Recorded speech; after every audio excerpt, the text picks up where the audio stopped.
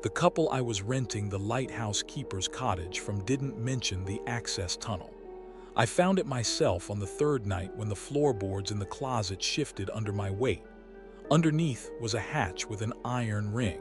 I pulled it open and saw a brick passageway sloping downward into darkness. It made sense. The cottage sat 50 yards from the lighthouse across rocky terrain that would have been dangerous to cross during storms. The tunnel would have let the keeper reach the light without going outside. I took my flashlight and climbed down the wooden ladder. The air smelled like wet stone and salt. The passage was narrow, just wide enough to walk through with my shoulders pulled in. The brick walls glistened with moisture. I walked it end to end, timing it, 5 minutes at a steady pace.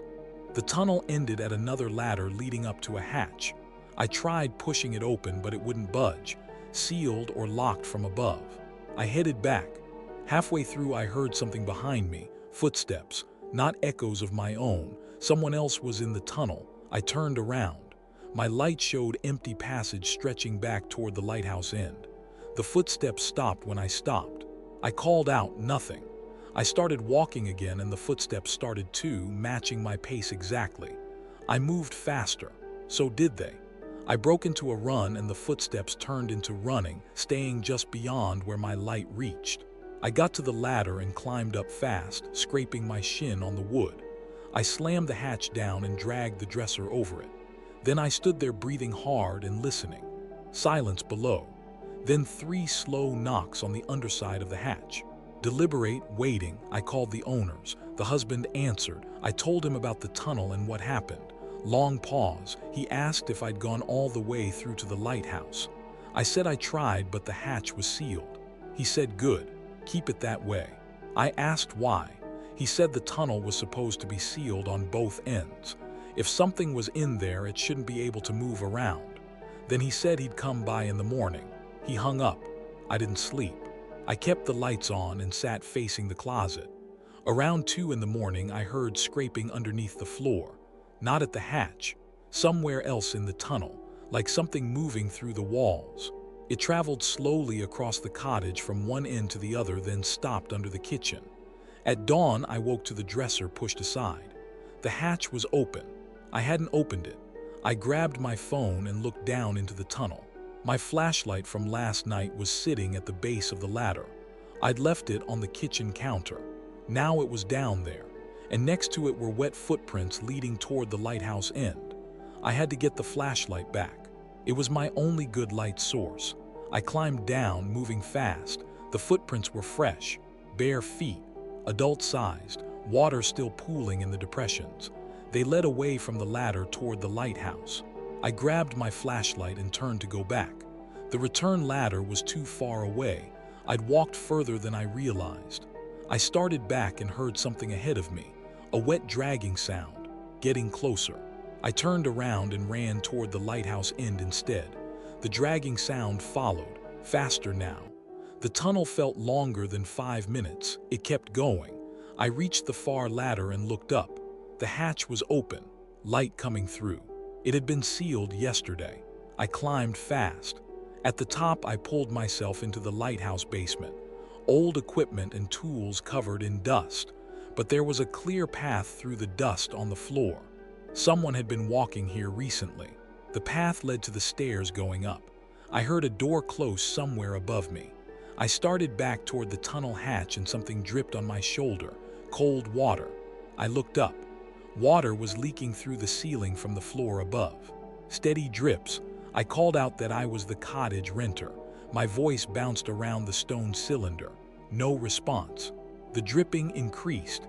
Now it was coming from multiple spots. On the second level, I found the source. A puddle spreading across the floor. In the center of it, wet footprints leading to the next staircase. The same bare feet. I heard movement above. Slow, dragging sounds. The tunnel was the only way back and something had been chasing me through it. I continued upward. On the 4th level, I found a blanket on the floor that looked recently used. It was soaked through. Next to it was an empty water bottle. Someone had been staying here. I took out my phone to call the owner. No signal. I turned to go back down and someone was standing at the top of the stairs. A woman. soaking wet, her hair plastered to her face. She wore a dress that looked decades old, completely saturated. Water ran off her in streams, pooling at her feet. She stared at me without blinking. I asked if she was okay. She didn't move, didn't blink, just stared. Then she tilted her head slowly to one side, too far, like something was broken in her neck. Her mouth opened slightly and water spilled out. She took one step down the stairs toward me. Her foot made no sound, just left a wet print. I backed toward the stairs going down. She took another step, then another. I turned and ran. She came after me. I could hear water sloshing, her feet slapping on wet stone, moving too fast. I reached the third level and she was right behind me. I felt her hand grab at my shoulder, fingers ice cold and impossibly strong. The cold went deeper than skin. I jerked away and kept going. At the basement level, I jumped down the last few steps and ran for the tunnel hatch. I dropped through it and hit the ladder hard, started climbing down. I looked up and she was at the opening, leaning over, looking down at me. Water poured off her face in a steady stream. She put one leg through the opening. I dropped the rest of the way and ran through the tunnel. My light showed the passage ahead. Behind me, I heard her hit the bottom of the ladder. She was in the tunnel now. I could hear her running, breathing wet and labored. The tunnel felt longer than 5 minutes. Much longer. I couldn't see the cottage ladder yet. My light started to flicker. I hit it against my palm and it went out completely. Total darkness. I kept running, hands on the walls. Her footsteps were getting closer. I could hear water dripping. Then I felt the ladder. I grabbed it and climbed. The hatch was heavier than I remembered. I shoved it open and pulled myself through into the closet. I slammed it shut and held it down with my weight. Something hit it from below, hard, again. The wood started to crack. I screamed and held on. The pounding continued, harder. The hatch was splitting down the middle. Then suddenly it stopped. I stayed there for over an hour, pressing down on the damaged hatch. Finally, I dragged the dresser back over it. When the owners arrived, I was packed and waiting outside. I told them everything. The wife went pale. The husband asked if I'd opened the lighthouse hatch. I said it was already open when I got there. They looked at each other. The wife said that couldn't be right. The husband said they'd sealed it 5 years ago with industrial epoxy and steel plates. I asked how she could have opened it. The husband started to answer, but the wife cut him off. She told me I needed to leave immediately. I asked what she was. Neither of them answered. The wife walked to her car. The husband stayed behind for a moment. He said quietly that the woman drowned near the lighthouse in 1987. I asked what happened to her. He said they didn't know all the details, just that she was found in the tunnel. The wife called his name sharply from the car. He stopped talking and told me to forget the address. When I asked why, he said people who come back don't leave a second time. I asked what that meant. He walked away without answering. I left that afternoon. 2 days later, I got a text from an unknown number, just 5 words. "She knows your face now." I called both owners. The husband answered and said they hadn't texted me. His voice sounded different, tense. He asked if I'd come back to the island. I said no. He said good. Then he asked if I'd given anyone the address. I hadn't. He told me not to. He hung up before I could ask why. Last week I got another text from the same number. No words this time, just a photo. It showed the cottage window from outside at night. The angle was low, like someone standing on the ground looking up. Inside, barely visible in the darkness, someone was standing at the glass, pressed against it, dripping wet. Long hair plastered across the window. I zoomed in. Her hands were on the glass, fingers spread wide, and in the reflection behind her, faint but visible, was the inside of my current apartment. My furniture, my kitchen. The photo wasn't taken at the cottage. It was taken here, last night. I checked my window. On the outside of the glass, still wet, were 2 handprints exactly where hers had been in the photo.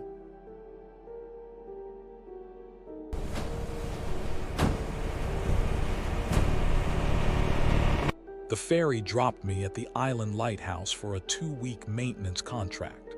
The company said the last technician quit halfway through and didn't give a reason. I'd be alone the entire time.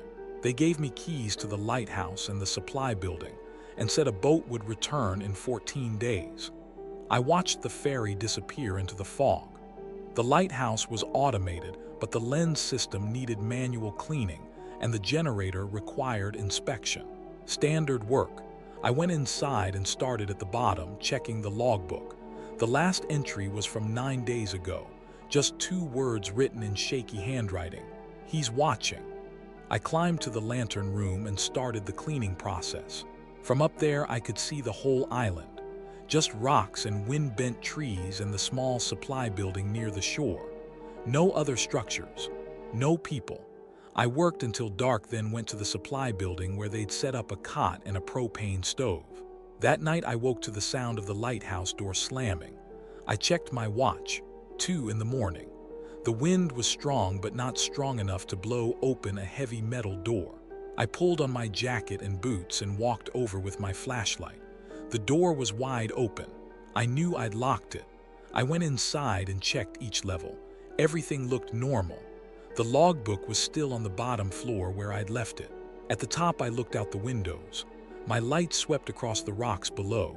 Someone was standing near the water, a man in dark clothes, just standing there looking up at me. I went down fast and outside. He was gone. I walked to where I'd seen him. The rocks were wet from spray, but there were marks in the moss, fresh disturbances. Someone had been standing there. I called out. The wind threw my voice back at me. I returned to the supply building and locked the door. In the morning, I radioed the company. I told them someone else was on the island. The dispatcher said that was impossible. No one had authorization to be there. I described what I saw. Long pause. She asked if I wanted the ferry to come early. I said no. I didn't want to be the second person who couldn't finish the job. She told me to radio twice daily for check-ins.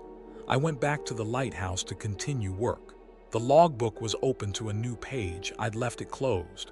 There was a new entry in different handwriting. Today's date, just 3 words, still watching you. The ink smeared when I touched it. I'd been in the supply building all night. The door had been locked. The only time the lighthouse was empty was the 20 minutes I'd spent walking back to get my tools. He'd been inside then, writing while I was away. On the 3rd day, I found my tools scattered on the rocks outside the lighthouse, arranged in a wide circle around the base. I'd left them organized on the 2nd level. All the windows were locked from the inside. I checked each one. Still latched, but near the eastern window the latch was bent outward.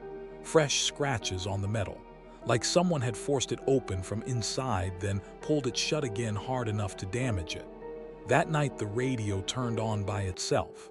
Just static at first, then what sounded like breathing. I asked if anyone was there. The breathing stopped. A voice came through, barely audible under the static. It said one word, "Leave." I tried calling the company. No response. I checked the radio. It was working, but no one answered my calls. I locked the supply building door and pushed the cot against it. Around midnight, I heard footsteps on the gravel outside. Slow circles around the building. They stopped at the door. The handle started turning. I sat up and gripped the wrench I'd kept from the scattered tools. The handle turned all the way, but the lock held. Then the footsteps moved to the window. I could see a shape through the thin curtain. Tall, broad shoulders. He just stood there, not moving. After 5 minutes, he walked away toward the lighthouse. I watched from the window. He went inside. I could see my flashlight beam moving up the lighthouse stairs through the windows, level by level. He was using my flashlight. I'd left it on the 2nd floor. The light reached the top and stayed there for a long time. Then it started coming back down. When it reached the bottom, the lighthouse door slammed shut. The beam appeared outside again, coming toward the supply building. I moved away from the window and turned off my light. The footsteps returned. He walked around the building twice, then stopped at the door again. He didn't try the handle this time. He just stood there. I could hear him breathing on the other side of the metal door. After an hour, he left. I heard his footsteps fade toward the shore. I looked out carefully. He was standing at the water's edge facing the ocean, not moving, just standing there in the dark. He stayed like that until dawn. In the morning he was gone. I radioed for an emergency pickup. No answer. I tried for 3 hours. Finally, the dispatcher responded and said the earliest they could send a boat was the next day due to weather. I said I'd wait at the shore. She told me to stay inside and keep the radio on. I spent the day watching from the window. No sign of him. At sunset, I saw him again, walking out of the tree line. He came straight toward the supply building. I backed away from the window. He stopped 10 feet from the door, closer than before. He stood there as the light failed. Then he spoke. His voice was clear even through the door. He said tools don't belong outside. I stayed silent. He said I needed to bring them back inside before dark. It was already dark. He waited. Then he said one more thing, just 2 words, last chance. I didn't answer. He walked to the propane tank on the side of the building. I heard metal on metal. He was doing something to the valve. I grabbed the radio and whispered that he was tampering with the tank. The dispatcher told me to stay calm. The sound stopped. His footsteps moved back to the door. The pounding started, heavy impacts. The frame shook. He hit it again and again, methodical, testing it. The lock held, but the frame was cracking. I could see splinters appearing around the hinges. He stopped suddenly, complete silence. Then I heard him walk away. I looked out. He was going back to the lighthouse. He went inside and the door closed. I watched the windows but saw no light. At dawn, the ferry appeared through the fog. I grabbed my bag and ran to the shore. The captain helped me aboard and asked if I'd finished the work. I said no. He glanced past me at the island. He asked if everything was all right. I told him about the man. The captain's expression didn't change. He increased speed without responding. I asked who he was. The captain stayed quiet for a long moment. Then he said he couldn't say. I asked if other contractors had reported the same thing. He nodded once. I asked what the company did about it. He said they stopped sending people. I asked why they sent me then. He didn't answer, just kept his eyes on the water. The island shrank behind us. I looked back one more time. The lighthouse looked empty. But on the rocks near the shore, standing in the same spot I'd first seen him, the man was there, watching the ferry leave. The captain saw him too. He turned away quickly and increased speed again. I asked how long he'd been there. The captain said he didn't know. I asked if he'd always been alone on the island. The captain's hands tightened on the wheel. He told me he couldn't talk about it anymore. Company policy. That was the end of the conversation. Last week I got an email from the company. They were hiring for the same position, same island. They offered triple the normal rate. The listing included a photo of the lighthouse at sunset. In the corner of the image, barely visible near the tree line, there's a figure, dark clothes, watching the camera. I zoomed in on my computer. He's holding something against his chest. It takes me a moment to recognize it. The logbook, the same one I'd left in the lighthouse. It's open. And though the resolution is poor, if you adjust the brightness and contrast, you can just make out handwriting on the visible page. Fresh ink. 2 words repeated down the entire page, over and over in cramped, obsessive script. My full name.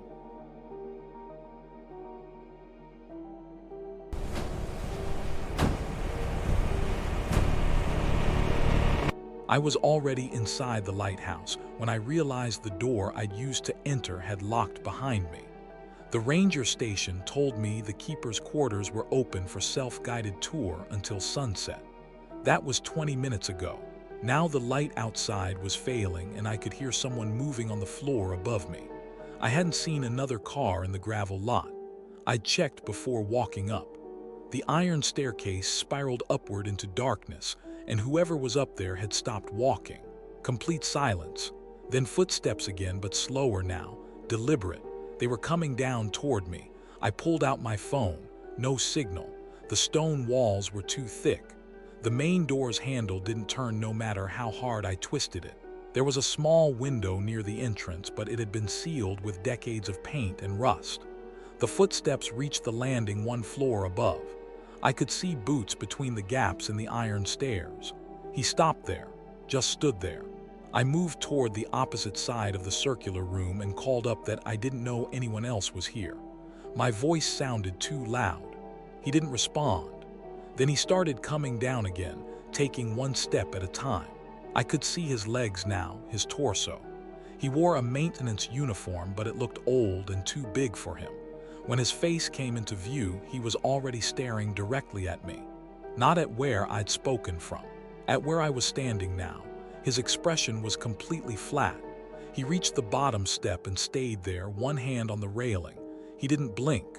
When he asked if I was alone, his breath didn't fog in the cold air. Mine did. I told him the ranger knew I was here. He tilted his head slightly and said the ranger had already gone home. His voice was too quiet for the distance between us.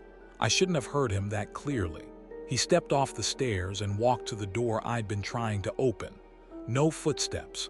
His boots made no sound on the stone floor. He pulled a key ring from his belt, then stopped and looked at me. He asked why I was in such a hurry to leave. I said I thought the site was closed. He said it was. He moved away from the door. I asked if he could unlock it. He stared at me without answering. The silence stretched too long. I backed toward the sealed window. He moved with me but made no sound. I told him I needed to leave. He said I could. But first he wanted to show me something upstairs. I said no.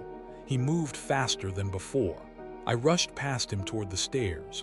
His hand passed through my jacket sleeve. I felt cold but nothing solid. I hit the steps hard and scrambled upward. Behind me, his boots finally made sound, loud metallic clanging, like he was choosing to be heard now. I reached the second level and kept climbing. The spiral seemed endless. At the top was the lantern room. Windows on all sides, but they didn't open. He came through the opening in the floor behind me. Not breathing at all, he said I'd made a mistake. There was no other way down. I grabbed a piece of broken railing from the floor and swung it at his head. It passed through him. He didn't stumble, didn't react, just watched me realize the railing had hit nothing. Then his expression changed. He looked down at his hands, turned them over slowly, like he was remembering something. When he looked back at me, his face twisted with anger. I went for the stairs. He didn't follow. He just stood there. But I heard him coming anyway. Heavy steps behind me that didn't match his stillness. I reached the first floor and threw myself at the door, kicking it, screaming. The steps stopped. Outside, I heard an engine. Headlights swept across the window. He was gone. No sound. No movement on the stairs, just gone. A car door slammed. Voices. Someone knocked on the door. I screamed for help. The ranger opened it with her key. She seemed startled to find me. She said she'd come back to check on something she'd forgotten and saw a car still in the lot. I tried to explain about the man. She looked confused. She said the lighthouse had been locked since noon. No maintenance staff were scheduled. I pointed to the stairs and said he went up. She asked me to wait and went up with her flashlight. I stood in the doorway, half outside. She came back down after several minutes, said the whole structure was empty. I told her about the uniform, the way he moved, how the railing passed through him. She stopped walking, asked me to repeat that last part. I did. She looked at me differently now, not like I was confused, like she believed me. She walked me outside without saying anything and locked the door behind us. At my car, she asked if I'd heard about the previous keeper. I hadn't. She said he died in the lighthouse 30 years ago. They found him at the bottom of the stairs with a broken neck. She paused, choosing her words carefully.